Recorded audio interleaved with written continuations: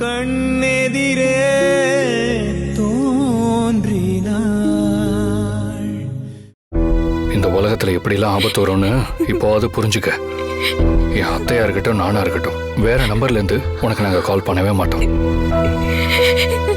இப்படி வேற நம்பர்ல இருந்து யாராவது பேசினா நீ உடனே எங்க ஒரிஜினல் நம்பருக்கு ஃபோன் பண்ணிடு.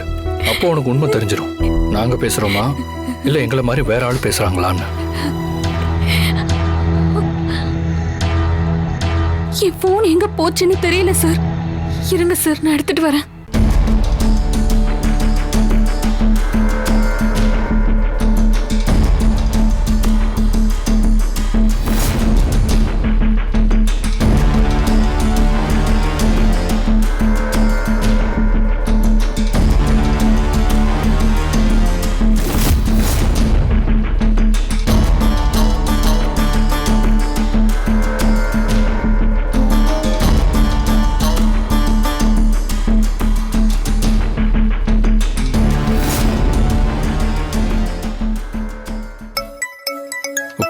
யார் சக்தி?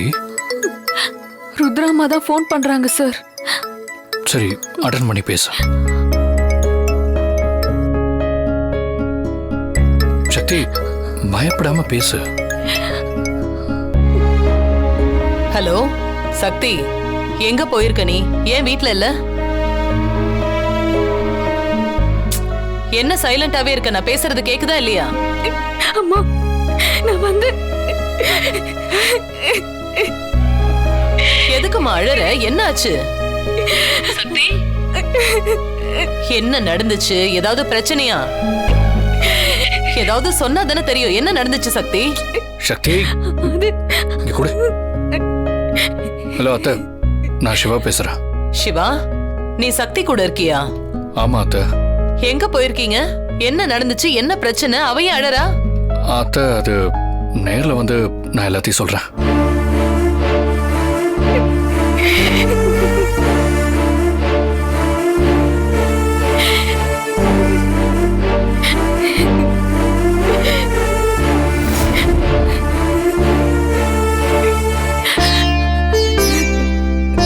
சக்தி, இந்தா.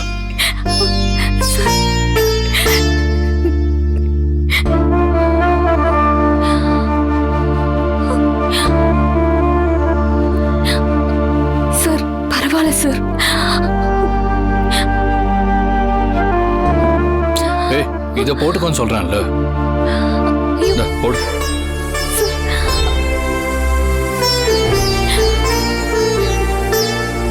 போலாமா? வா.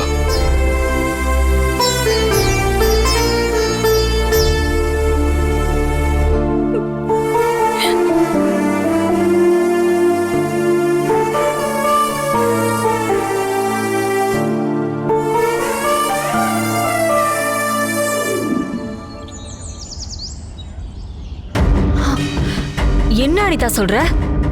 சக்தி இனிமே வீட்டுக்கு வரமாட்டாளா? ஆமா அத்தை, இதுக்கு முன்னாடியாவது இங்க இருந்து போனவள அம்மா தேடி கண்டுபிடிச்சு வீட்டுக்கு கூட்டிட்டு வந்தாங்க. இனிமேலாம் அதுக்கு வாய்ப்பே இல்ல. சிங்க கூட்டத்துல மாட்டின மான் மாதிரி சிக்கி சின்ன பின்னம் ஆயிட்டு இருப்பா. இன்னையோட அவ கதை ஓவர்.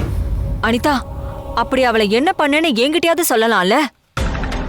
அத்தை, எல்லாம் முடிஞ்சு ஸ்வீட்டான நியூஸ் வரட்டும். நான் எல்லாத்தையும் உங்களுக்கு விளக்கமா சொல்றேன். நீ அவளை என்ன பண்ணேங்கிற விஷயத்த மறைக்கிறத பார்த்தா எனக்கு பயமா இருக்கு அனிதா. இங்க பாரு, திரும்பவும் ஏதாவது பெரிய பிரச்சனையில மாட்டிக்காத. ஒன்னும் பயப்படாதீங்க அத்தை, எனக்கு எந்த பிரச்சனையும் வராது. எல்லாமே பக்காவா பிளான் பண்ணி வேற ஒரு ஆள் மூலியமா தான் இத பண்ணிருக்கேன். ஒரு சாதாரண வேலைக்காரி எனக்கு சமமா என் மம்மி மனசுல இடம் பிடிச்சா எனக்கு எப்படி இருக்கும்? நான் அவங்களுக்கு மகளா இல்ல அவ அவங்களுக்கு மகளான்னு எனக்கு சந்தேகம் வந்துருச்சு அத்தை.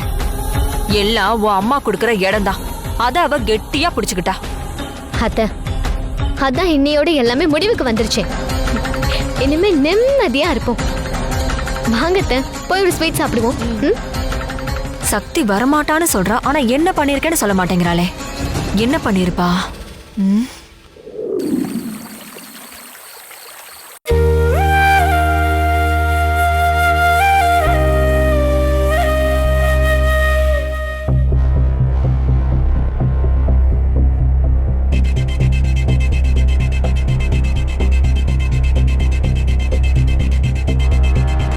என்ன அனிதா, உன் அம்மா டென்ஷனா நடந்துட்டு இருக்கிற மாதிரி தெரியுது.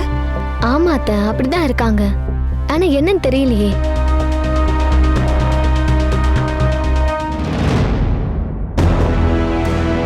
வா சக்தி, வா வா.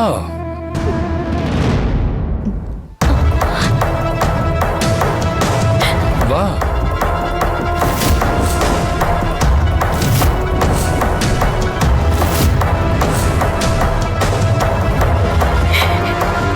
சக்தி, என்னாச்சு சக்தி? எதுக்கு அழுதுகிட்டே ஃபோன் பண்ண? என்ன உடம்பெல்லாம் காயம் பட்டிருக்கு? என்ன நீ இனிமே சக்தி வீட்டுக்கே வரமாட்டா? அந்த மாதிரி ஒரு சம்பவம் பண்ணிருக்கேன்னு சொன்ன, வந்துட்டாளே. என்னால இப்ப வரைக்கும் நம்பவே முடியல அத்தை. இவ எப்படி அவங்க கிட்ட இருந்து தப்பிச்சான்னு எனக்கு தெரியல அத்தை. சரி வா, கீழே போய் என்னன்னு பாப்போம். அக்கா, என்னாச்சு சிவா? என்ன நடந்துச்சு? அத்தை, நீங்க ஃபோன் பண்ற மாதிரி சக்திக்கு யாரோ ஃபோன் பண்ணிருக்காங்க.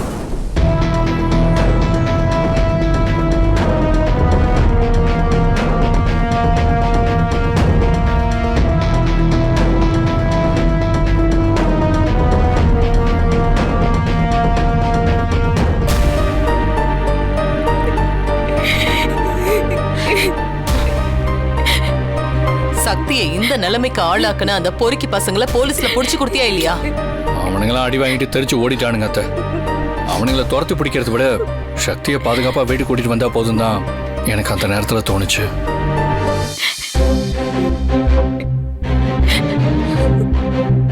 எதையும் யோசிச்சு கவலைப்படாத சக்தி. இதுல உன்னோட தப்பு எதுவுமே இல்ல. அந்த பொறுக்கி பசங்க என் குரல்ல பேசி உன்னை ஏமாத்தி வர வச்சிருக்காங்க. அவனுங்கள நான் சும்மா விட மாட்டேன். கூடிய சீக்கிரமே அவனுங்க யாருன்னு கண்டுபிடிச்சு அவனுங்கள நான் என்ன பண்றேன்னு மட்டும் பாரு. போ, நீ போய் ரெஸ்ட் எடு. திவ்யா, அத்தை. சக்தியை உள்ள கூட்டிட்டு போ. சரிங்க அத்தை. வாங்கக்கா, வாங்க.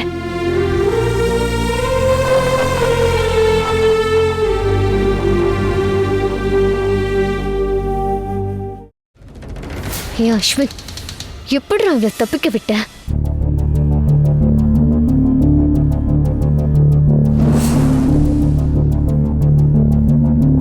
சிவா, உன் கையில என்ன கட்டு?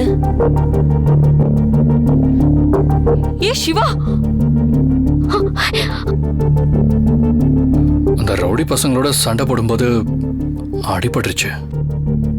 சக்தி தான் கட்டு போட்டு விட்டா.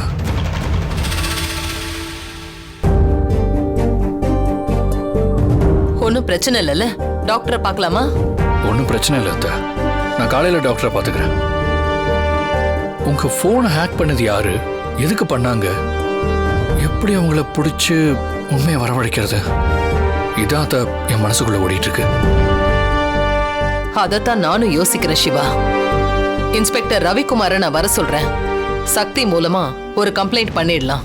மம்மி, இந்த மாதிரி கேஸ் எல்லாம் ரவிக்குமார் அங்கிளால விசாரிக்க முடியாது. இதெல்லாம் சைபர் கிரைம்ல தான் கம்ப்ளைண்ட் பண்ணணும். அதெல்லாம் கம்ப்ளீட்டா வேற விங்கு. அதெல்லாம் கம்ப்ளீட்டா வேற விங்கு மம்மி. அதுக்கும் ரவிக்குமார் அங்கிளுக்கும் எந்த ஒரு சம்பந்தமும் இல்ல. அது எனக்கும் தெரியும் அனிதா.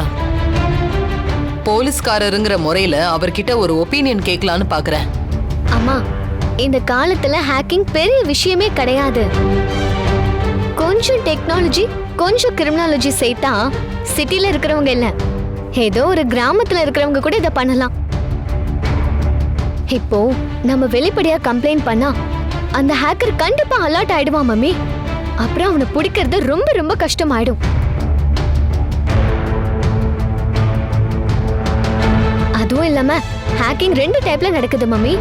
பொழுதுபோக்கா, ட்ரக்ஸ், பொண்ணுங்கன்னு வயசு கோளாறுல பசங்களை ரேண்டமா வளவிருக்கிறாங்க. அதுல யாராவது சிக்கனா அவங்கள யூஸ் பண்ணிக்க முடியுமான்னு தான் பாப்பாங்க. இல்லனா மூவ் பண்ணிட்டு போயிட்டே இருப்பாங்க.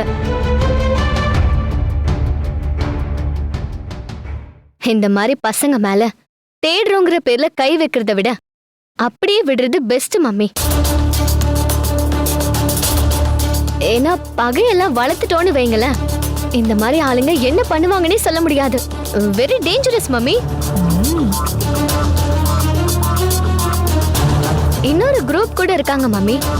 அவங்க பக்காவா ஸ்கெட்ச் போட்டு ஒரு நோக்கத்தை மனசுல வச்சுக்கிட்டு இத ஒரு தொழில் மாதிரி செய்வாங்க.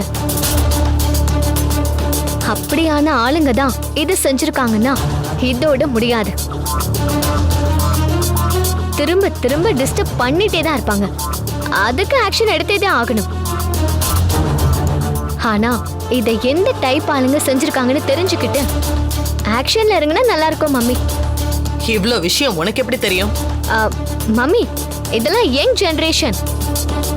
நீங்க உங்க காலத்துல காலேஜ் படிக்கும் போதுதான் கம்ப்யூட்டரே பார்த்திருப்பீங்க. ஆனா இப்ப விவரம் தெரியும் போது கையில செல்போனும் சோஷியல் மீடியாவும் இருக்கு. என் ஃப்ரெண்டு கிட்ட கூட இந்த மாதிரி ஒரு எக்ஸ்பீரியன்ஸ் இருந்துச்சு மம்மி. அவகிட்ட இருந்து தான் நானே தெரிஞ்சுக்கிட்டேன்.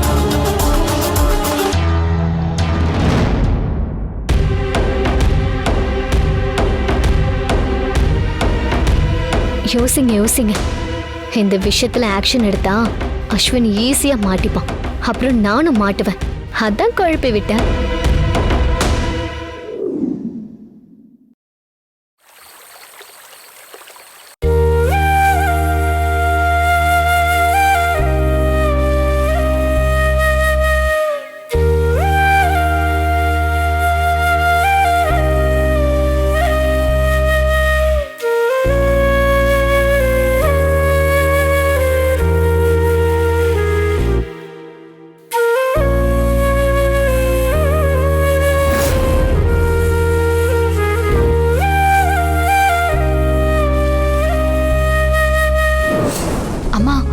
உங்க புடவையோட முந்தான கதவுக்கு வெளியில தொங்குதுமா. முதல்ல அதை சரி பண்ணிக்கோங்க.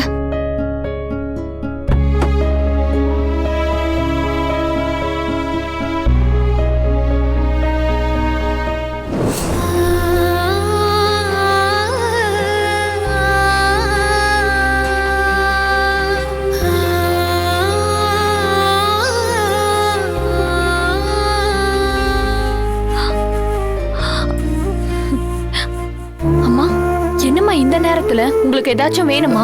என்னமா கீழே சக்தி, பதட்டப்படாத. நீ தூங்குறியா இல்லையான்னு பாத்துட்டு போலான்னு தான் வந்தேன். என்ன பாக்குறதுக்காக உங்க தூக்கத்தை ஏமா கெடுத்துக்கிறீங்க? என்ன பேசுற நீ? உன்னை நான் என் மகஸ்தானத்துல வச்சு பாக்குறேன்.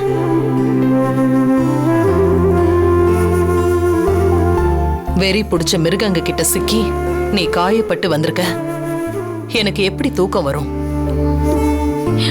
அவனுங்க கிட்ட இருந்து தப்பிக்கிற அந்த நேரத்துல நீ எப்படி எல்லாம் தவிச்சு துடிச்சிருப்ப. அத நினைச்சாலே என் மனசெல்லாம் துடிக்குதுமா. அதான் சிவா சார் என்ன காப்பாத்திட்டார்லம்மா. அப்புறம் ஏமா நீங்க அதே நினைச்சு கவலைப்படுறீங்க? நல்ல வேளை சிவா அங்க வந்தான்.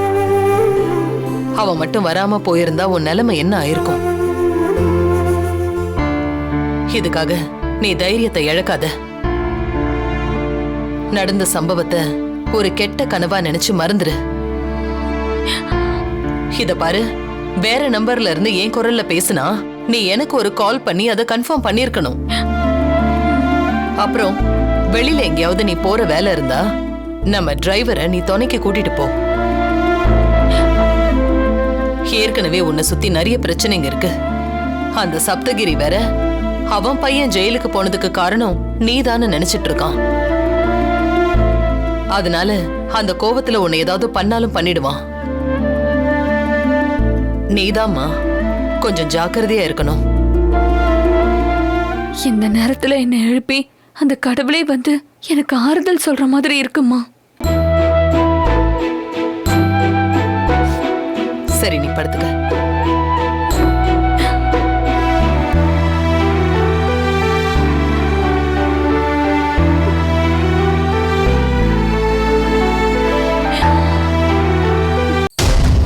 அடேங்கப்பா, என்னமோ அது நடக்கும் இது நடக்கும்னு சொன்ன, கடைசியில ஒண்ணுமே நடக்கல. இதுக்கு நீ எவ்வளவு பெரிய பந்தா காட்டின? என் அம்மா வாய்ஸ கேட்டு அவங்கள மாதிரி அந்த வேலைக்காரர்கிட்ட பேசினதும், அவளை ஃபைல் எடுத்துட்டு ஹோட்டலுக்கு வர சொன்னதும், ஆளுங்களை சென்ட் பண்ணதும், அடேங்கப்பா என்னமா பில்டப் பண்ண. இப்ப கடைசியில பார்த்தா அவ எங்க வீட்டுக்கு திரும்ப வந்துட்டா. உன்ன மாதிரி ஒரு லோக்கலோட ஐடியாவை நம்பின பாரு, என்ன சொல்லணும்? மேடம், என் திட்டப்படி எல்லாமே கரெக்டாக தான் போச்சு. பசங்க அவளை லாக் பண்ணி முடிக்கிற நேரத்தில் எவனோ ஒருத்தன் உள்ள பூந்து குட்டையை குழப்பி விட்டுருக்கான். அவளுக்கு பாய் ஃப்ரெண்ட் இருக்கான்னு நினைக்கிறேன் மேடம். அவனுக்கு எப்படியோ தகவலை கொடுத்து வர வச்சிருக்கா. அவன் வந்ததுனால தான் பசங்களால் அவளை எதுவுமே பண்ண முடியாம போச்சு. அவன் மட்டும் வராமல் இருந்திருந்தா நான் உங்ககிட்ட என்ன சொல்லணும், அது அந்த வேலைக்காரி சக்திக்கு கண்டிப்பாக நடந்திருக்கும். நல்ல வேலை பசங்க அவன் கையில் மாட்டாமல் தப்பிச்சு வந்ததே பெரிய விஷயம் மேடம். போட்ட பிளான சக்சஸ் பண்ண துப்பில்ல. இதுல அவனுங்க தப்பிச்சு வந்துட்டாங்கிற உனக்கு திருப்தி வேற. நான் நேரடியாக களத்தில் இறங்கிறதுனா வேற மாதிரி இருந்திருக்கும் மேடம். அவளோட பாய் ஃப்ரெண்டை உண்டு இல்லைன்னு பண்ணிட்டு அவளோட கதையை முடிச்சு விட்டுருப்பேன். முகம் காமிச்சா எங்கே மாட்டிப்பேனும் தான் மறைமுகமாக ஆளுங்களை வச்சு பண்ண மேடம். அது என்னடானா ஃபெயிலியர் ஆயிடுச்சு மேடம். நான் அனுப்பிச்ச ஆளுங்களாம் ஒன்று அவ கூட போயிட்டு ரிங்கா ரோசஸ்லாம் ஆடல மேடம். உங்களுக்கு நம்பிக்கைலாம் இதை பாருங்க, இந்த வீடியோ ஒரு நிமிஷம் பாருங்க.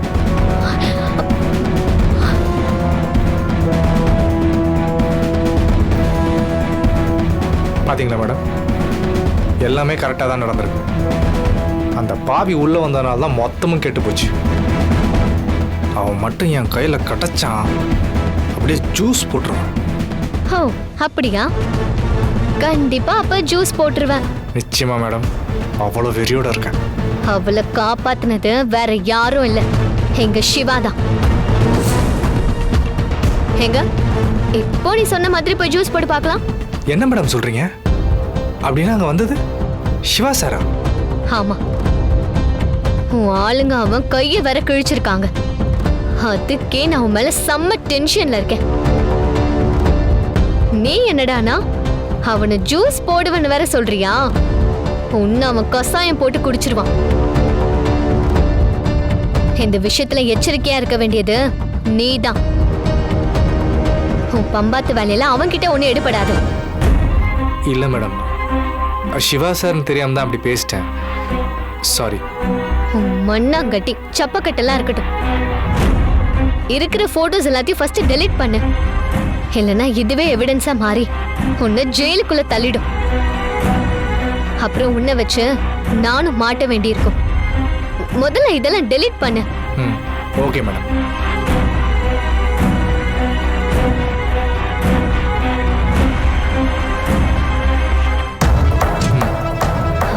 பண்ணியாச்சு மேடம். இத பாரு, இதோட நீ எல்லாத்தையும் நிறுத்திக்கோ. இந்த மாதிரி ஐடியா கொடுக்கறேன், அதை கொடுக்கறேன், இதை கொடுக்கறேன்னு என்கிட்ட வந்த உன்னை கொன்னுடுவேன். என் கண்ணு முன்னாடி நிக்காத, போயிங்க இருந்து. நம்மள போ சொல்லிட்டு அவ போறா. ஒரே ஒரு பிளான் ஃபெயிலியர் ஆனதுக்கு இந்த காட்சி காய்ச்சிட்டு போறா. இவளை எப்படி கூல் பண்ணி அடுத்த பிளானை சொல்றதுனே தெரியலையே.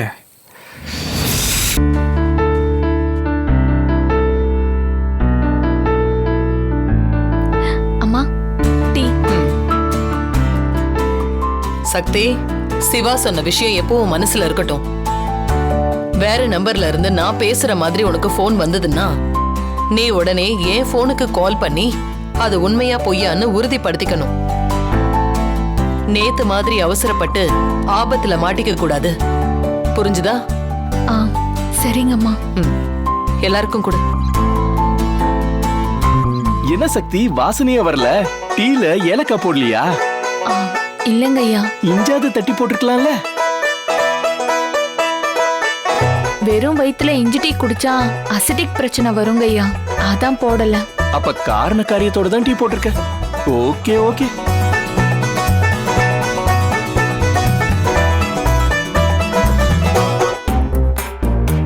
இந்த மாதிரி Thank you. வாசனையிலேயே எல்லாத்தையும் கண்டுபிடிக்கிறதுல உன் அப்பா ஒரு அதிசய பிறவி.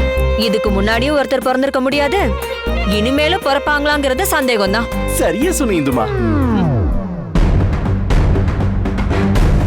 நேத்தே உன் கதை முடிஞ்சிருக்க வேண்டியது, ஆனா சிவா வந்து காப்பாத்திட்டான். நீ எத்தனை நாளைக்கிட்ட அப்படி மிஸ் ஆகுறன்னு நானும் பாக்குறேன். ஹே,